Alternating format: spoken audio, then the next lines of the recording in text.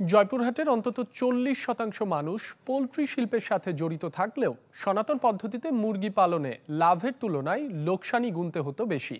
তবে জাকস ফাউন্ডেশনের প্রশিক্ষণ নিয়ে মোবাইল অ্যাপ্লিকেশন ব্যবহার করে আধুনিক পদ্ধতিতে উৎপাদনে সময় এবং খরচ দুটোই কমেছে। পুরানো দিয়ে নতুন নিতে আজই চলে আসুন আপনার নিকটস্থ ওয়ালটন শোরুমে।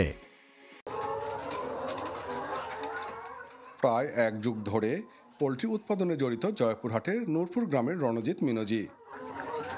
আগে সনাতন পদ্ধতিতে মুরগি পালনে সুবিধা হতো না খুব একটা, তবে আধুনিক পদ্ধতিতে প্রশিক্ষণ নিয়ে ভাগ্য বদলেছেন তিনি। এখন তার খামারে প্রায় 10,000 সোনালী মুরগি।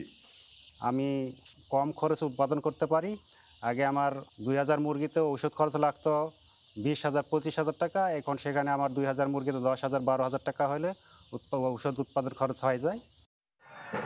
জাকস ফাউন্ডেশন থেকে আইওটি ভিত্তিক মোবাইল অ্যাপ্লিকেশনের প্রশিক্ষণ শেষে বিনামূল্য এই অ্যাপ্লিকেশনে ব্যবহার করে ভাগ্য ফিরিয়েছেন এই অঞ্চলের অনেক খামারি, যেখানে তাপমাত্রা, আর্দ্রতা ও অ্যামোনিয়া গ্যাস স্বয়ংক্রিয়ভাবে নিয়ন্ত্রিত হচ্ছে এই অ্যাপ্লিকেশনের মাধ্যমে।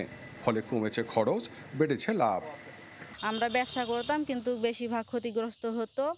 আমরা জিআইডিএমের প্রশিক্ষণের মাধ্যমে এখন আমাদের লেয়ার মুরগি প্রায় 1000 আর সোনালী মুরগি প্রায় 8000-এর মতন আছে। তারা আমাকে প্রশিক্ষণ শেষে একটি অ্যাপস প্রদান করে, যার মাধ্যমে 32 ডিগ্রি সেলসিয়াস তাপমাত্রা উপরে অধিক উঠে গেলে আমার উপরে ঝর্ণা, নিচে ফ্যান অটোমেটিক চালু হয়ে যায় এবং এতে মুরগির মৃত্যুর হার কমে যায়।